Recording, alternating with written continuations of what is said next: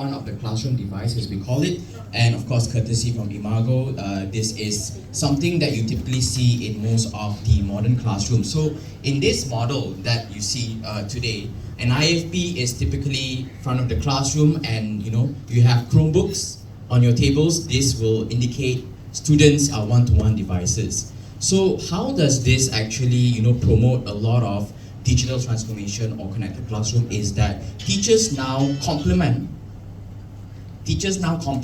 whiteboards in the classroom with IFPs or smart boards. They push content to the students' devices using tools like Class Tools and Google Workspace for Education, where teachers and students actually use Google Classroom to look into assigning assignments, quizzes, and all that.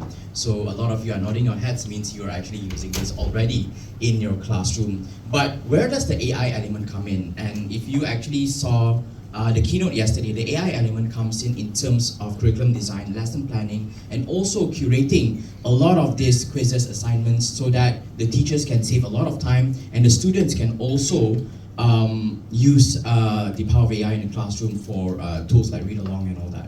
So the model that you see here is just one model. This is just one model of a connected classroom where you have an IFP, you have one-to-one devices, and surrounding that in the community, you would have devices using Chromebooks for school labs, kiosks, and all that.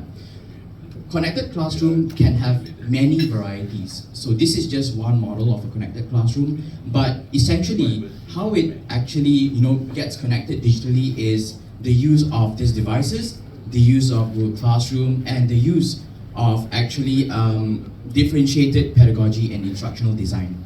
So it depends really on the teacher in the classroom to see how to transform their own teaching and learning advocacy.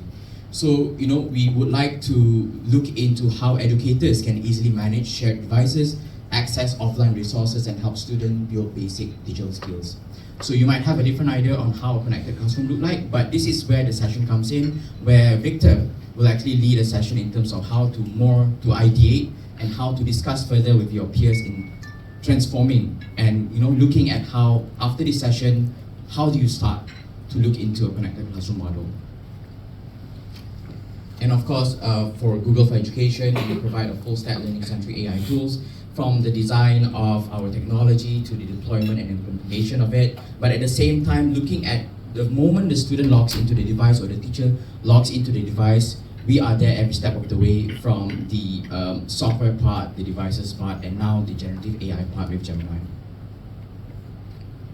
And of course with Learn LM, our Learn Language Model. And all of you might have used most of these tools already on Gemini, our search, YouTube, and all.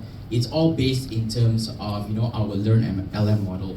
And if you look into education, and now we have Gemini for Education, it is actually stamped, or it's actually based on a lot of academic grounding, STEM reasoning and all. So whatever you use in the classroom with Gemini for Education, the outcomes will be really education-centric. And we have actually looked into being supported by a lot of industry experts in education to ensure that the outcomes are simple, safe, and secure for teachers and students. So these are the fundamental parts of our Learn LM, but infused for teaching and learning. And without further ado, let me actually introduce Victor to actually lead the next agenda. Thank you so much.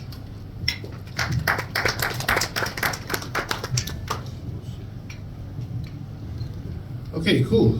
First of all, a big congrats to everyone who made it this early to the breakfast roundtable. I'm sorry we like to force everyone to come a bit early, but hopefully you had something to read. So, firstly, selamat datang, of course, to folks from the Ministry of Education, of course, from the private sector, and of course, to people visiting outside of Malaysia. I've personally met a few of you who are coming from Hong Kong, some of you from Cambodia, so we hope that you also have a pleasant time while you're visiting Kuala Lumpur.